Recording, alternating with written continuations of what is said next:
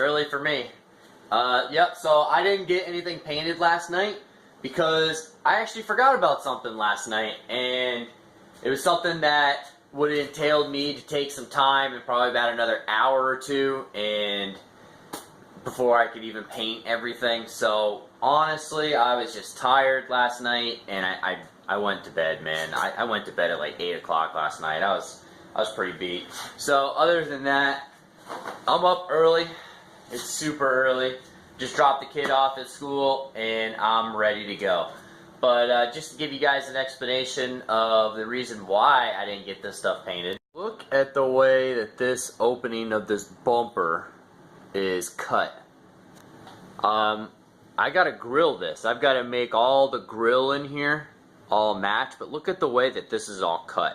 I forgot that I told the customer that that was bugging the crap out of me, and I was gonna clean it up, and I forgot to clean it up. So that's going to take me probably about an hour, maybe two, depending on how fast I go at it. But I'm going to try and take my time because I've got to run the tape measure around, because as you can see from here to here is not the same thickness from over here. This side's significantly, bigger. So I want to make everything the same width all the way around so that I can mate a grill on here, because we're really trying to match the grills on here. And like the hood scoop's going to be grilled.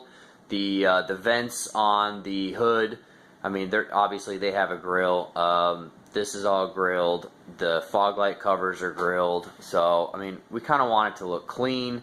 And white and black is such a high contrasting colors that if I don't have these completely mated up here, you're gonna see it. It's gonna be like night and day, especially with the black grill on a white car, that where the white line on it is like doing this, and jagged. So I'm going to clean that up. I did get everything all wet sanded out on this. This is all wet sanded. That's why it's, less shiny. Other than that, I'm going to go ahead and get these dusted in. Yeah, I told you guys can't see that dirt that's in there. It's really hard to see, but I mean, you could probably see the little reflective of the dirt just kind of shining in there it is. That right there, those two pieces right there, there's reasons why I'm having to respray this whole thing. So other than that, they bug me. I'm very meticulous. It's got to be white. Everybody's going to pick my car apart, or excuse me, this guy's car apart. It's been here long enough. I'm already calling it mine. I wish. This car's pretty dope. So I got to end up getting on my car, so it ends up looking like this one. But other than that, I went to bed too early last night, so I ended up missing a phone call. I was supposed to go over to my buddy's shop and help him out. He actually is going to hire me to fix his 240. What he has a S14, I want to say it's a 95 or a 96. I want to say it's 95. But long story short, it's like a drift car. It's nice. It's all SR20 swapped. He's got a big Cummins diesel turbo on it. It's fast. I think it's like 400 or 500 horsepower car. It's fully built. He bought the car. They went for like the test run in it, and it was like this, race car. It was awesome. So of course he bought it, and I guess these guys were so good at working on him, they ripped that whole thing out in like an hour or two, and he was on his way. So he ended up putting it in his car, and now he's having issues with it, and he can't get it to run. So he's going to hire me to go over there and get that to run. So I want to get some footage of that as well, give you guys an idea of things that I do. So I can pretty much fix anything. I mean, it's pretty relatively easy for me, especially when it comes to wiring, because that's what he believes that it's down to right now, is the wiring, because the car ran so great, and then they just pulled it, and he just brought it home. He put it in his car, and it's down to the wiring. He ended up going with a brand new wiring harness. I don't remember the name of the harness company, but once I do get that name, I will let you guys know, probably once I get over there and get some more information from him. Other than that, I have an idea. I have about 3 or 4 ideas of how to get the car started. But other than that, he's got it to run, but it ran for like 30 seconds to like a minute or so, and then it just kind of plopped, and he can't get it to like stay running. So I'm going to get over there. I'm going to get his SR running. I'm going to get everything going for him so that he can get that going. And also, his buddy, who also has a 240 that's over there as well, but it's an S13. It's also SR swapped. He's got some coilovers that he just swapped out. He just bought some brand new, I think like Megan Racing, fully adjustable coilovers. And he's got some old cheapies, some like $300-400 coilovers that he had on there. Well, they're just kind of sitting in the garage, so I kind of was like, well, hey, can I get them things? So I think I'm going to be able to get those for a couple $100 and be able to lower and drop my Sylvia. Cool, right? For like $200. So that was another thing I was supposed to do yesterday, is go over there because my buddy said he found the plate that was missing on one of the coilovers. So, I mean, other than that, I should be lowering that thing pretty soon, which is pretty sweet. But, yep, back to the GC parts. Alright, so what I did was I took the tape measure and I just measured from the top edge all the way down, and then until I got a desired point that I wanted all the way around. I ran the tape line around, and then I ran a paint marker, green paint marker, along the edge, so that now I know that all I have to do is pull this tape away now and basically sand up until the green is gone. And then as soon as the green is gone, I know that it's completely level all the way around, the same that I want it to be. So I'm going to go ahead and do that.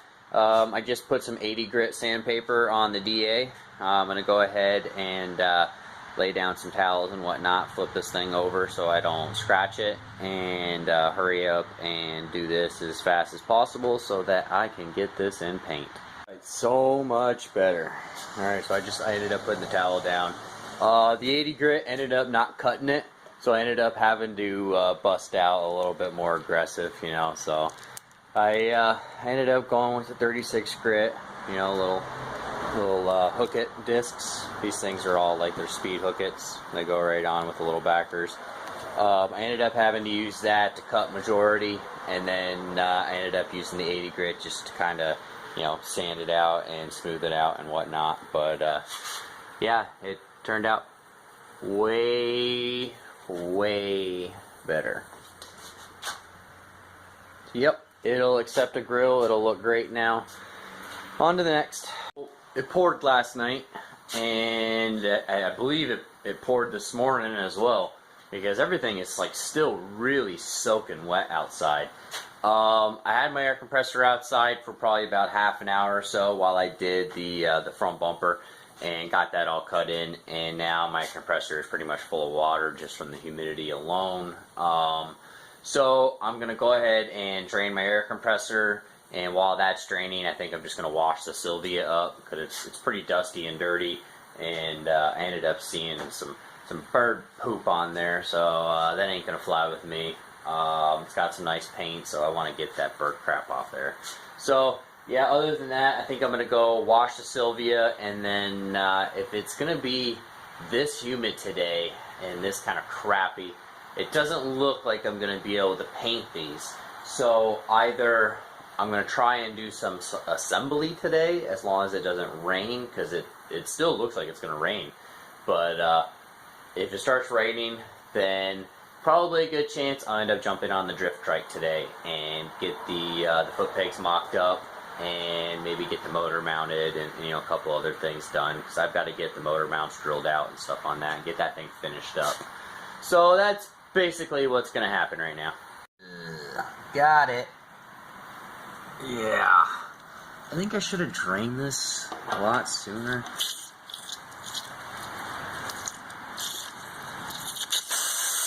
There it goes. Yeah.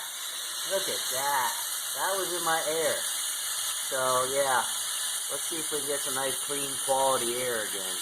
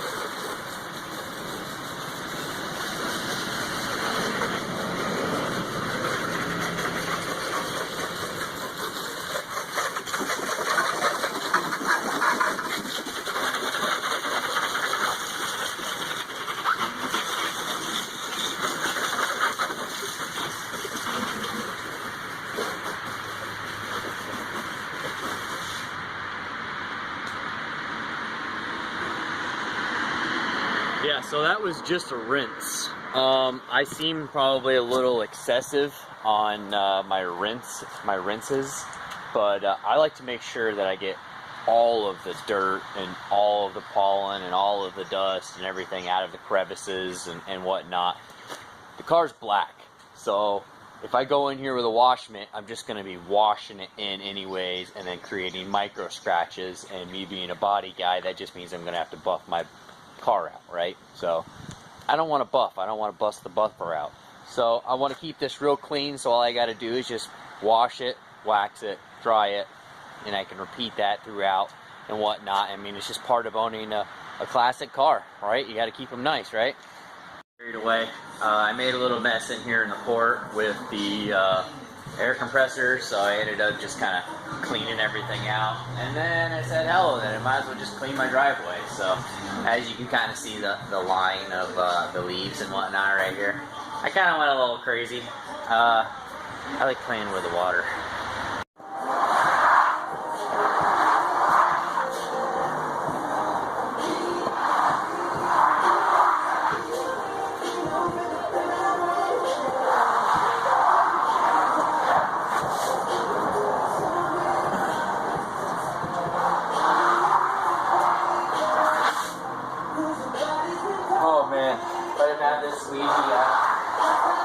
So much harder. Get all this water out of here. So it's actually going to be a nice day today. So hopefully, if it does become a nice day today, I'll actually be able to get some painting done. That will be pretty special.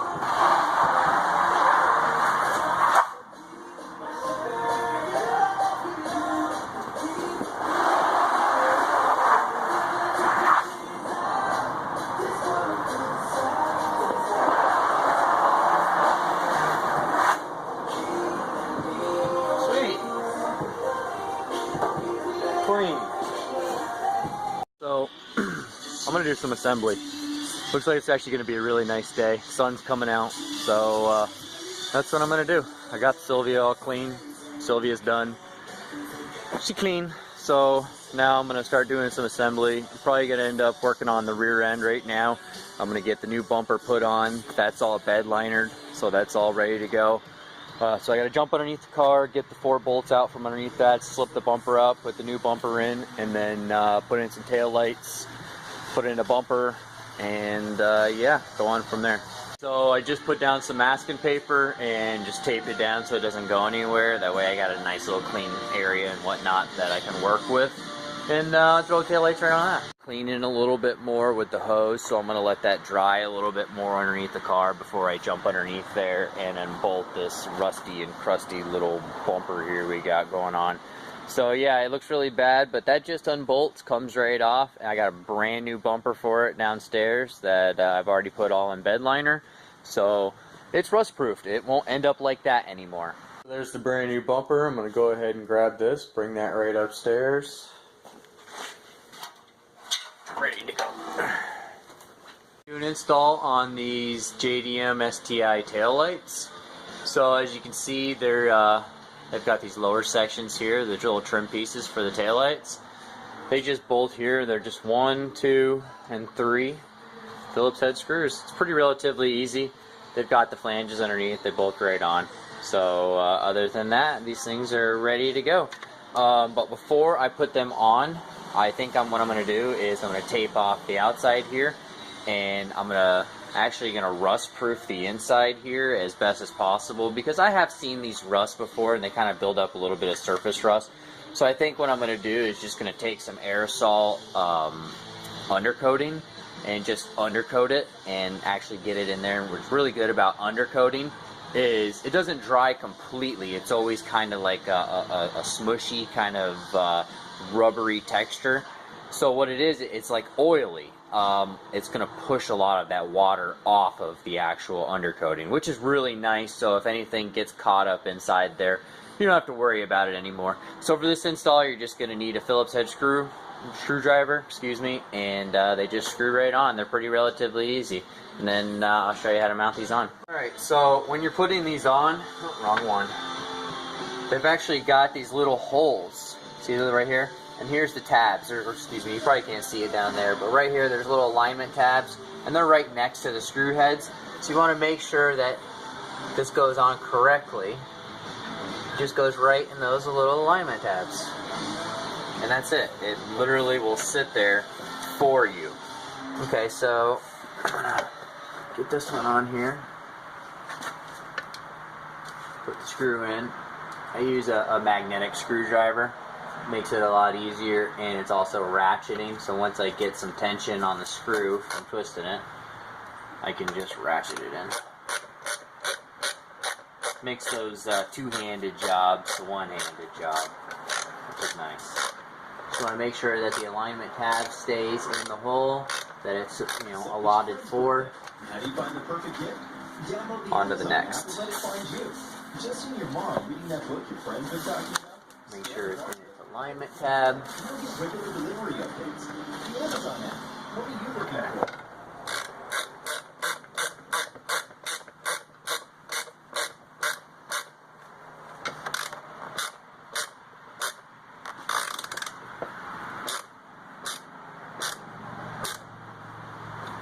Nice and snug.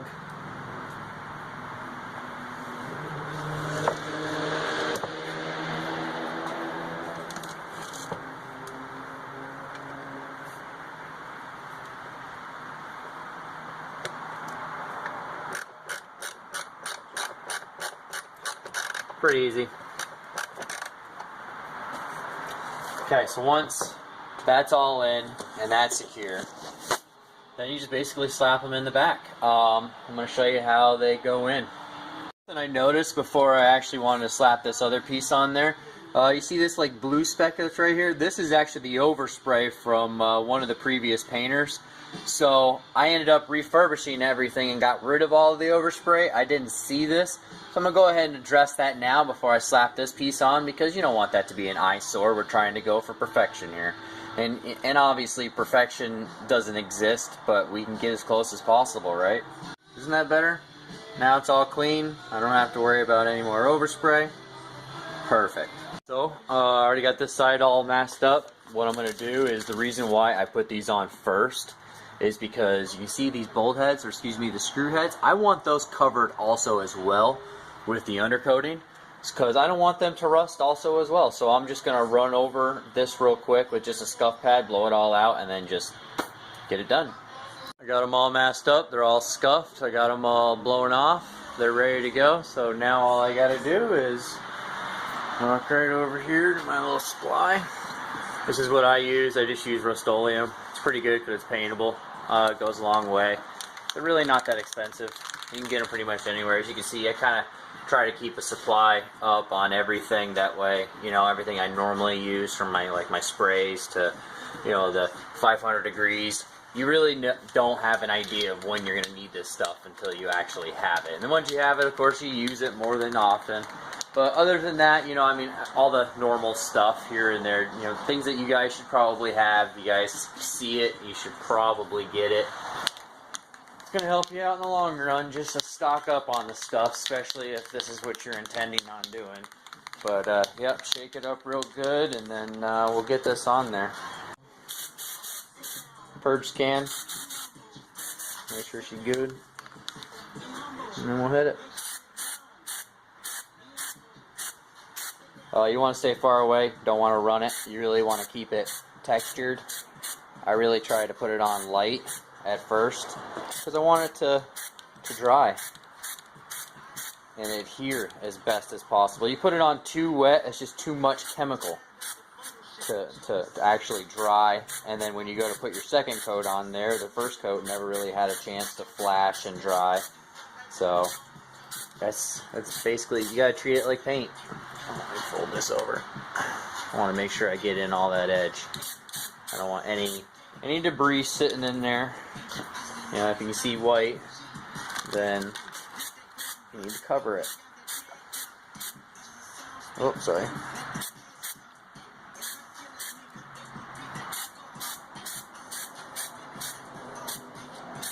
Just dust it in.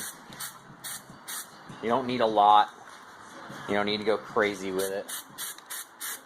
it goes pretty far. Goes a long way. Okay, I think that'll do it. Looks pretty good, right? Now, what I'm going to do to get the outer layer to dry as basically as far as it will dry is I'm going to speed it up. That lamp, I'm going to come over here and I'm going to try and bake a little bit of this undercoating and go from there. And just speed this process right up. Thinking, if you guys don't have the lamp, you can just use a heat gun. This works just as good. Might as well just go ahead and use this since I went ahead just pulled it out for you guys. You know, this gives you an idea. Don't sit in one spot, obviously. You just want to kind of fan it out. The more air you can get around it, the faster it's going to dry. So you just want to heat it up and not too much where it's like bubbling, obviously. But warm it up. That way the outside texture will be as dry as possible. If in case I go to touch it, it's not going to come off of my hands so much at least. Because I still got to untape this and do a pretty messy job. That's undercoating for you. I was going to bed liner it because I did think about bed linering it. But that would consist me of actually, you know, texturing the inside, which I'd have to go over it with some sandpaper and grit it right up so that the bed liner would stick. This works just as well. It's completely covered and sealed, and you don't have to worry about it. And this is going to do the same thing. It's going to push the water right off of the actual painted part and keep this in a good condition.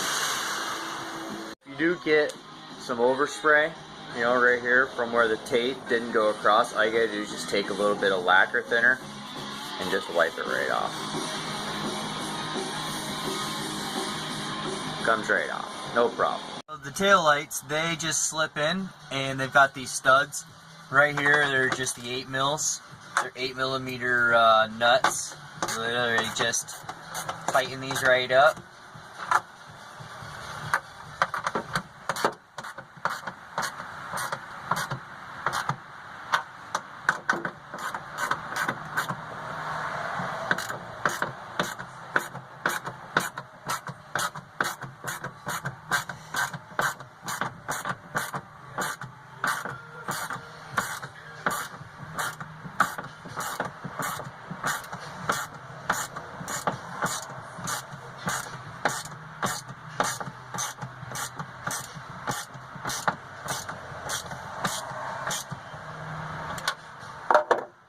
Okay, and then last one. Always hand tighten them first, guys, just to make sure that they're threaded correctly. You don't want to have any issues with cross threading. You know, cross threading really sucks. Sorry if I'm moving the camera around a lot. I'm trying to hold it with the my left hand. My left hand is not my right hand, we'll put it that way. And then they just they plug in, and that's it. It's a pretty relatively easy install, and then that's it. You know, that's pretty nice, right? So yeah, we're getting there. It's definitely gonna look pretty sweet. Just gotta throw in the other one here and repeat, and that's about it. And then we'll go on and move on to that bumper. Get that bumper off. The tail lights are in.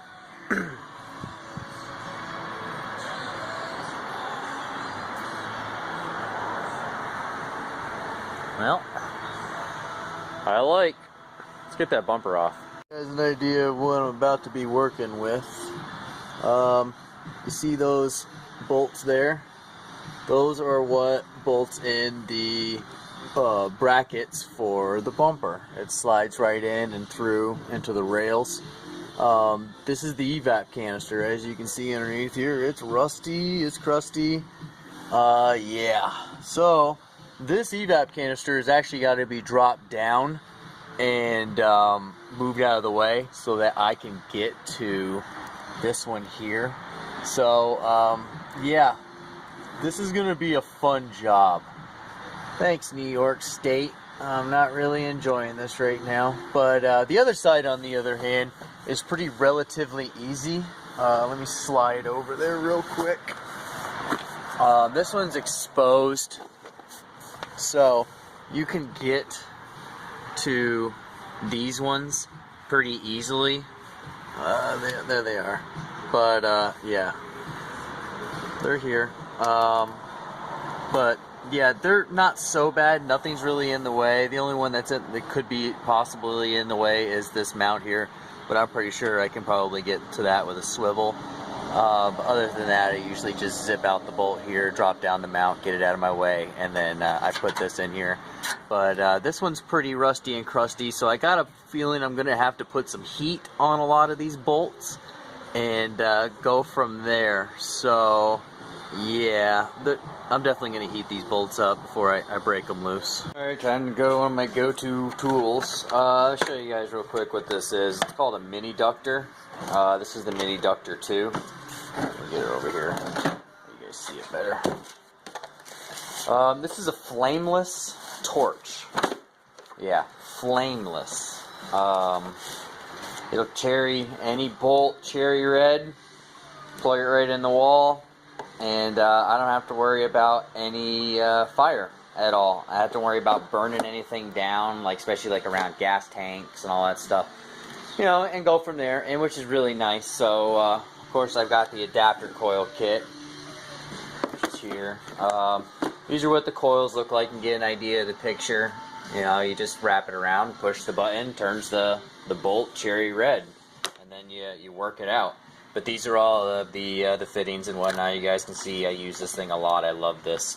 The tighter you can get the nut inside here or the bolt head, the better. It actually cherries it a lot faster. And what's really good about these, it's all metal, so you can see it, you manipulate it to whatever you know, coil you need and whatnot. These are just all, you know, pre-bent for coils, all done. You know, big ones also as well. You can do a lot of things, which is pretty nice about this kit. I really like this kit. So I'm going to use this to cherry those up and break them loose. The 2 tongs just go right in there in the 2 holes. You can just tighten up the knobs on the ends, tighten it up tight so that the connections are tight, and then you just push the button. You know, you just hold it until you see it turn cherry red, and then you just let go of the button and you're done. You know, it's really relatively easy, just plugs right into a 110 socket. I love it. The only thing that I didn't love about it was the price tag on that thing.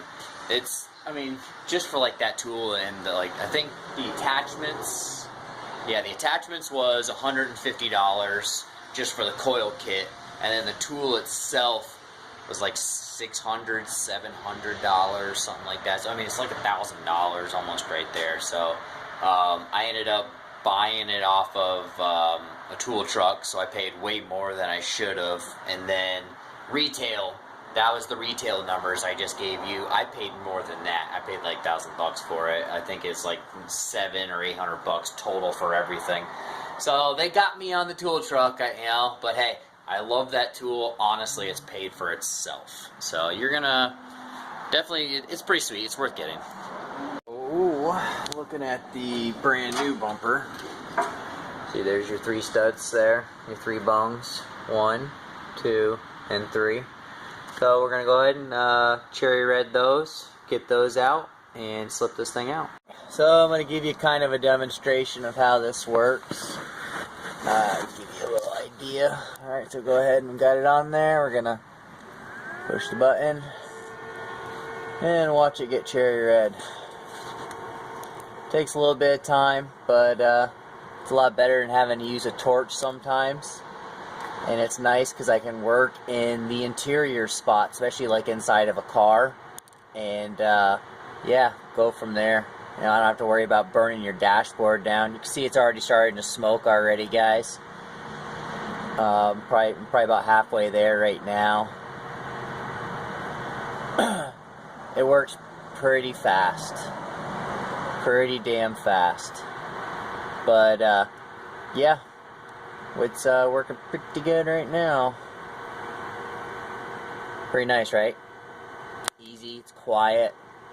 No flame, no torch. I know there's a lot of guys out there that are afraid of torches, and this may be the safer alternative for you. Maybe this is something that this is like a light bulb for you. You're like, wow, check that out. And I was that same way when I saw this thing. I thought this thing was the cat's meow, you know. So I, of course, had to have it. Absolutely had to have it. You can see already from the other bolt head, you know, this one's already starting to get that carbon color. So it's about ready to start turning cherry red. But honestly, it's probably hot enough now where I could just work it right out, I bet, and not have an issue with it breaking at all. But I'm just going to go ahead and give you guys a full demonstration on this. It does take a little bit longer than, obviously, than a flame, but it definitely works really well.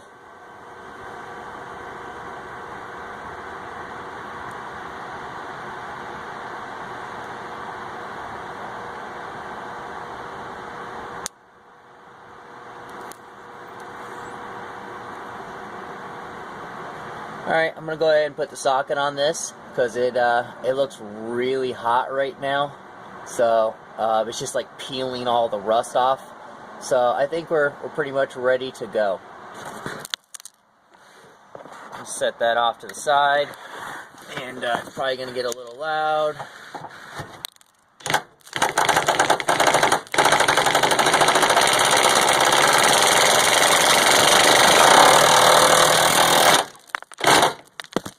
Of course, that came out like butter. But yeah, you guys got rust all over. You guys get the idea. That's it, you know, comes right out. Basically, as soon as I touched that evap canister, it just broke from right here. This is basically just kind of rotted away. Any kind of pressure on it. So that's actually not that bad. That's just a bracket. So all I got to do is either get another bracket, which I don't do that. I'm a fabricator. I'll make a bracket so that I can bring it right back up, and we can bolt this evap canister right back on. You can see all this white crap. In case you're wondering why this looks so rusty and crusty, this is supposed to be black plastic. Whoever painted this car before, they just sprayed paint everywhere, all underneath it. All the hoses and everything all got covered, and it looks like crap. Like this right here, this is a rubber hose. Look at that. There's so much paint on there, it's like chipping and cracking. So a lot of this is all going to get cleaned up. We're going to be spray-on bed linering the whole underneath this. So I'm going to end up going through and doing everything underneath. So if you guys see this underneath here and you're like, oh man, that's disgusting, but the outside looks good, don't worry. I'm going to address everything on this car. It's a full restoration. This is a nut and bolt. Alright, so throw the gloves on once all of them are out. So this thing is just a tetanus shot waiting to happen. Tetanus, in case you guys don't know what that is, it locks up all your joints. Alright, slip this thing out of here. Oh nice, there's a rat nest in there.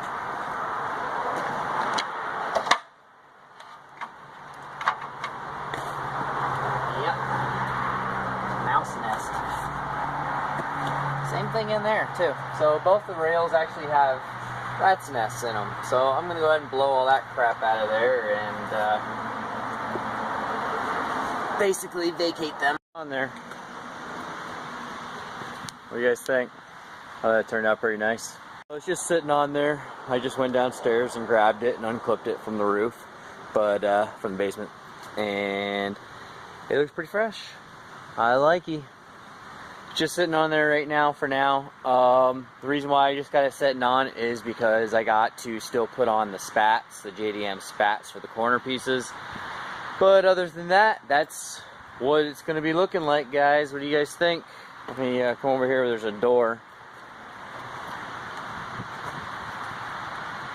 It's getting there. It's just sitting there for now, but you get an idea. What I'm going to do is I'm going to run my tap through all of the bungs so that I can make sure that they're all cleaned right up.